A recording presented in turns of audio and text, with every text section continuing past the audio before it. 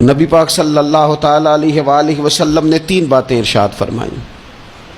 سب سے پہلے حضور نے نجات کے لیے جو بات ارشاد فرمائی وہ بڑی قابل غور ہے اور سمجھنے والی ہے۔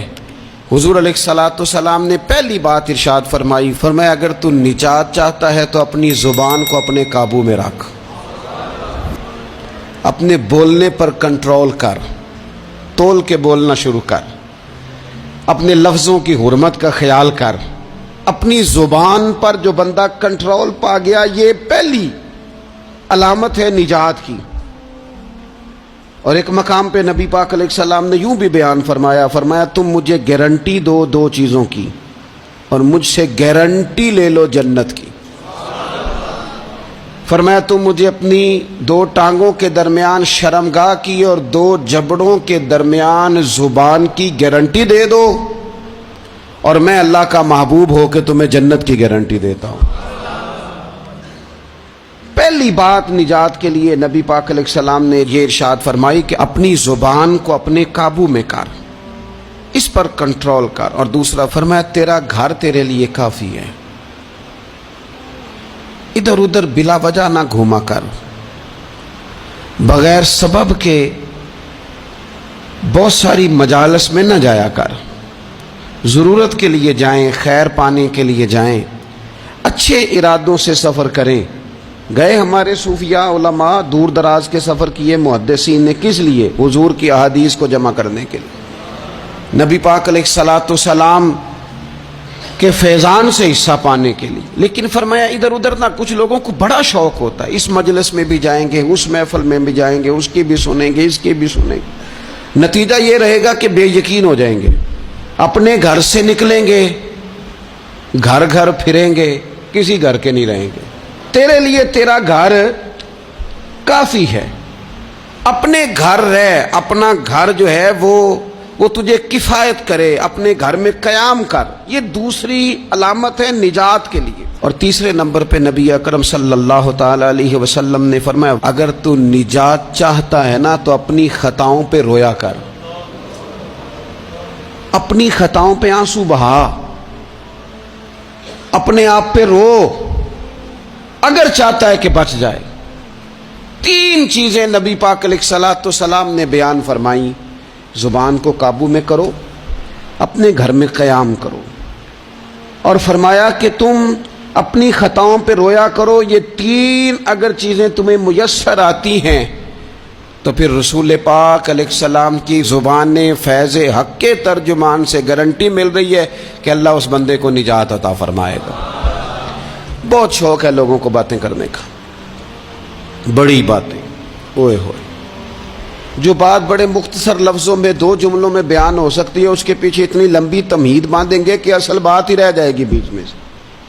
گفتگو، بات، بولنا، یعنی بات ہو رہی ہے، گفتگو ہو رہی ہے 2 لوگوں کے بیچ، اور کوئی دانا آدمی بات کر رہا ہے تو فٹافٹ مداخلت کریں گے اور جملہ پھینکیں گے، کہیں گے قطع کلامی معاف، اور اپنی بات شروع کر دیں گے۔ تو میں کئیوں کو روک کے کہتا ہوں کہ پہلے آپ پوچھ تو لیں ہم نے معاف کیا بھی ہے کہ نہیں۔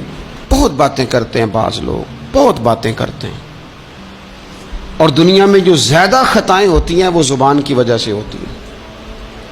عملاً کوئی کسی کو کیا تکلیف دے گا، ہاتھ کوئی کسی پہ کیا اٹھائے گا، لیکن لفظوں کے تیر، جملوں کے ترش لہجے اور زبان کی کڑواہٹ۔ حضرت عثمان غنی رضی اللہ تعالیٰ عنہ فرمایا کرتے تھے کہ زبان تو روح کو گھائل کر جاتی ہے، بندے کو اندر سے توڑ کے رکھ دیتی ہے یہ زبان۔ بہت سارے لوگ تھے، انہوں نے بہت سارے جملے زندگی میں بولے، میں یقین سے کہتا ہوں کہ انہیں بھی پچھتاوا ہوا کہ یار مجھے یہ والا لفظ نہیں کہنا چاہیے تھا، لیکن کاش یہ بعد میں پچھتانے سے پہلے آپ سوچ لیتے۔ اور بہت سارے لوگ ایسے ہیں جو مجھے پتہ ہے جو وہ کہہ رہے ہیں وہ معافی ضمیر ان کا نہیں ہے، وہ ان کے خیالات نہیں ہوتے، لیکن وہ کہہ دیے انہوں نے، اور کہنے کے بعد اندازہ ہوا کہ یہ ہمیں کہنا نہیں چاہیے تھا۔ دوسرا ارشاد فرمایا کہ تو اس طرح کر، اپنے گھر کو نہ لازم پکڑ لے، تیرا گھر تیرے لیے بہتر ہے، تیرا گھر تیرے لیے کفایت کرنے والا ہے۔ شریعت اسلامیہ میں نا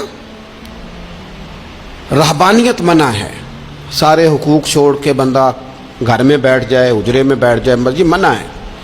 لیکن کچھ دیر کے لیے وَتَبَتَّلْ إِلَيْهِ تَبْتِيلًا, سب سے کٹ کر اللہ کے ساتھ جڑ جاؤ. قرآن مجید نے کہا وہ کیا ہے کہ کچھ دیر کے لیے خلوت ضرور اختیار, جیسے آپ اعتکاف میں بیٹھے ہیں, سب سے کٹ کے اللہ کے گھر آ گئے, یہ کچھ دیر کے لیے یہ کام کرنے کا ضرور حکم دیا گیا. آپ دیکھیے حضرت موسیٰ علیہ السلام, اسلام میں رہبانیت نہیں, سارے حقوق چھوڑ کے جانا نہیں, لیکن کچھ دیر کے لیے, تھوڑی دیر کے لیے. حضرت موسیٰ علیہ السلام 40 دن کے لیے گئے نا کوہ طور پہ, پھر اللہ نے تو رات عطا فرمائی. وَإِذْ وَعَدْنَا مُوسَىٰ 40 لَيْلَةً, ہم نے موسیٰ علیہ السلام سے 40 راتوں کا وعدہ لیا. نبی پاک علیہ السلام کتنے دن جا کے پہلے غار حرا میں بیٹھے, پھر اللہ تعالیٰ نے وحی عطا فرمائی. تو کچھ اپنے گھر میں وقت گزاریں, عبادت میں وقت گزاریں, اللہ کی یاد میں وقت گزاریں.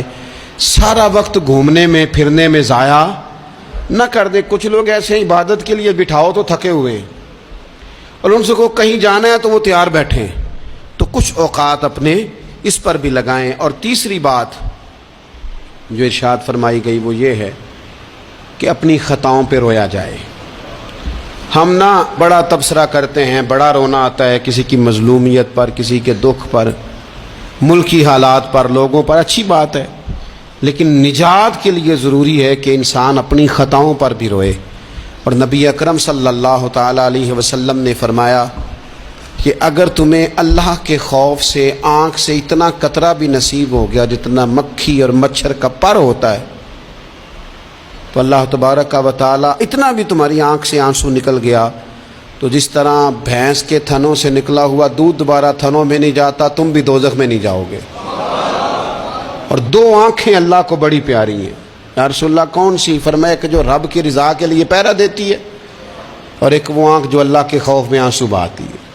یہ 2 آنکھیں اللہ کو بڑی پیاری ہیں. تو اس لیے یہ 3 باتیں آپ نے نہیں بھولنی. ایک تو یہ کہ اپنی زبان کی حفاظت کریں, ایک اپنے گھر میں, مسجد میں, اجرے میں کچھ دیر بیٹھ کے اللہ کو یاد کریں, اور کوشش کریں کہ بغیر وجہ کے گھر سے نہ.